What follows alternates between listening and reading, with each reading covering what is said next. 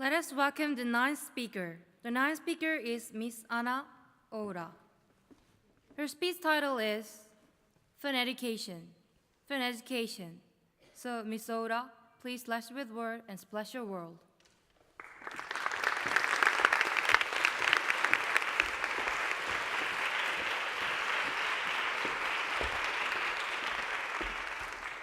Thank you, masters of the ceremony, distinguished judges, and the questioner. Good afternoon, ladies and gentlemen. The bell rings. The teacher talks. Students doze off to his monotonous drone while some glance repetitiously at the ticking clock as they sigh in sad realization that class will not be ending for a long time. From time to time, the teacher scans the room for a random target to answer a question, and students freeze in their seats like camouflaged toads.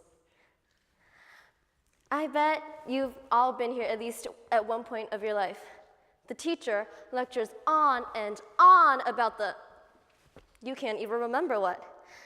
And the students search hopelessly for ideas of how to escape from this tedious humdrum. Now, this did not happen to me when I used to go to an international elementary school in Japan. Classes didn't consist of lectures or talks, but rather of kinesthetic and communicative learning. For example, when we were studying Egyptian history, so much potential for excitement there, right?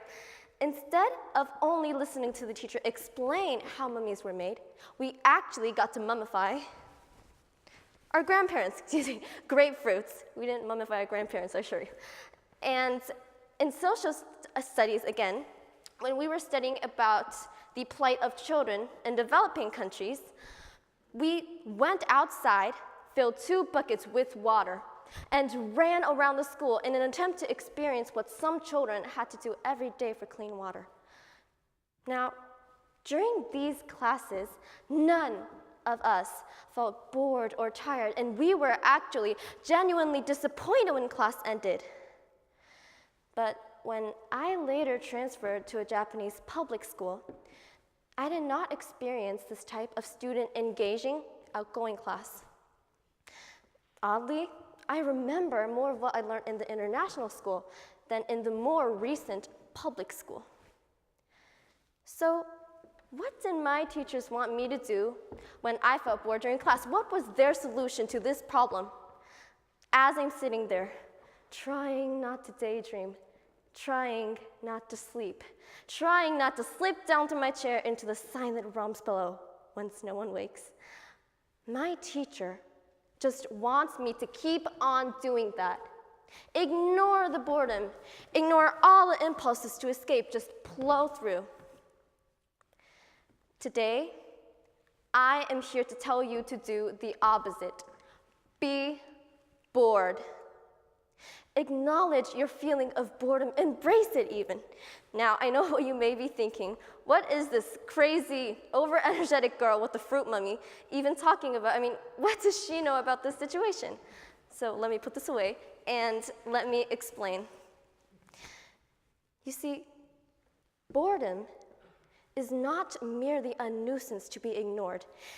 It is a symptom, a sign of a deeper crisis, a crisis of purpose or of creativity. Your boredom is trying to tell you that something is wrong. Let's say you have a headache. It's been bothering you for quite a long time and it just won't go away. Now, what are you going to do about this situation? A, are you going to keep on ignoring your headache until at some point you die? Or B, are you going to listen to your headache and take the correct medications for it? Maybe your headache is telling you that you need to get more sleep. Maybe it's telling you to get less stress, or maybe it's simply telling you to loosen the strap on your cap. But whatever the case, your headache is telling you to take action to fix a problem in your life. Now, I believe that boredom is the same thing. Boredom is your mind telling you that what you're doing right now, it's pointless.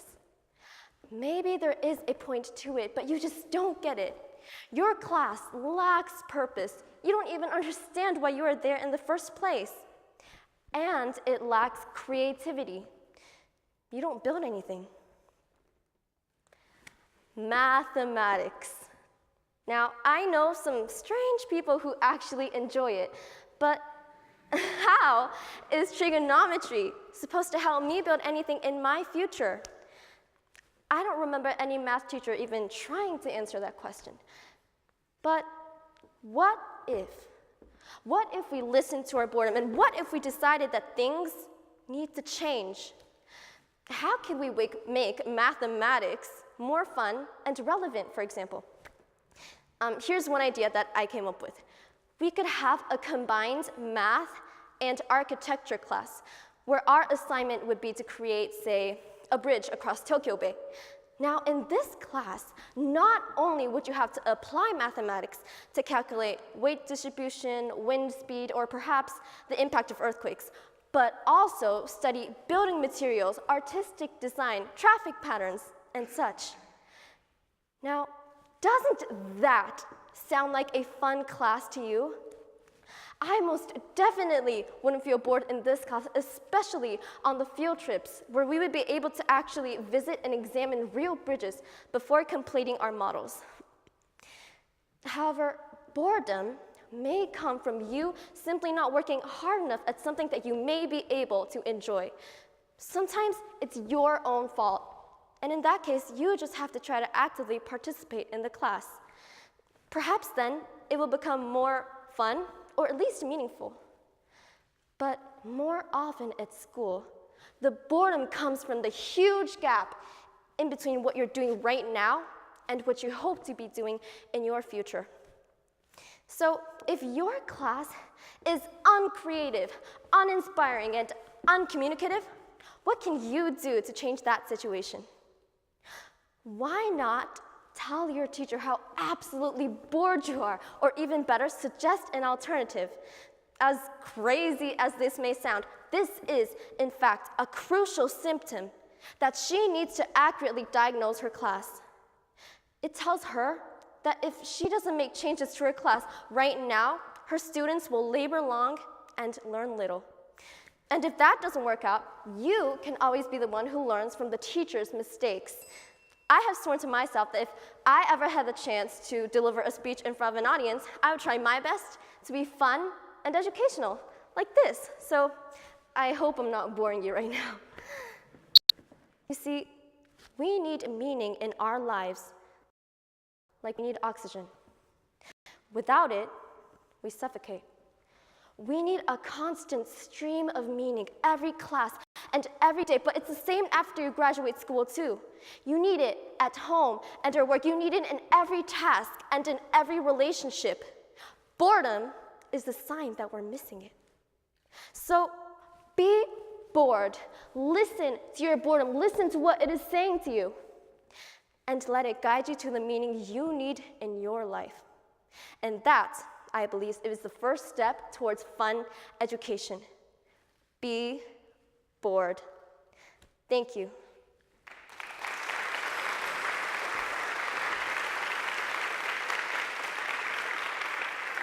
Now, we have a question and answer session. Mr. Katayama, please. Ms. Obra, fun class is undoubtedly better than a boring one. However, listen, there are some basic subjects that you must be educated to make a well-balanced intellectual individual out of yourself. Whether those classes happen to be fun or not. You don't sound like a big mathematician. Which subjects instead are you interested in, or are your favorite? And why do you think they attract your interest? My favorite subjects and why. Currently at school, I think my favorite subject would be English, because in English class, unlike the other class that I'm taking right now, we actually we don't just, like I said in my speech, listen to the teacher lecture on and on about the grammar or Shakespeare or something. For example, last year, we studied about Shakespeare. Hamlet is a play by Shakespeare.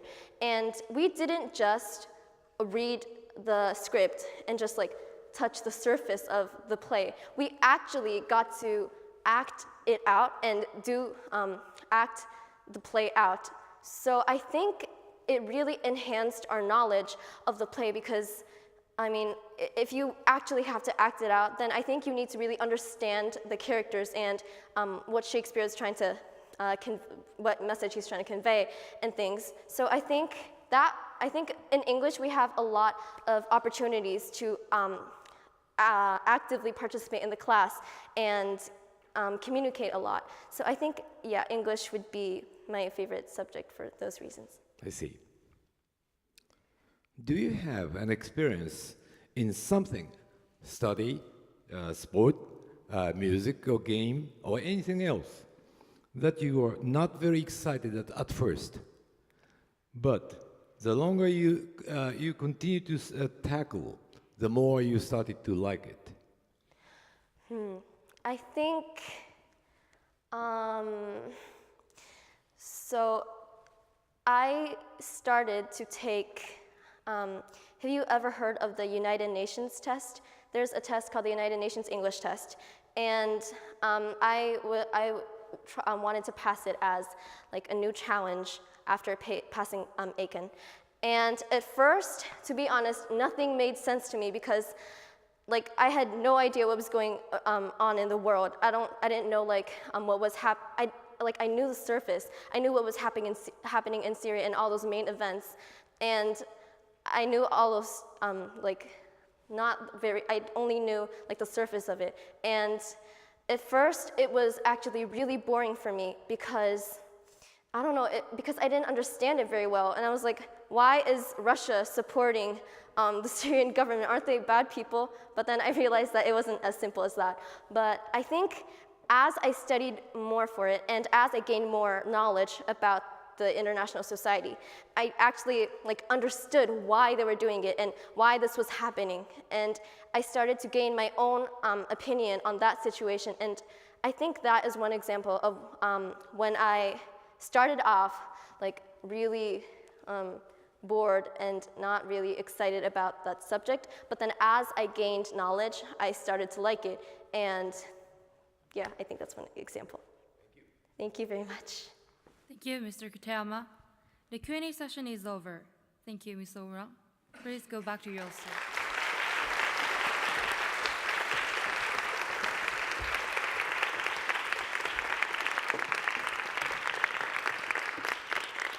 Now we will have a judging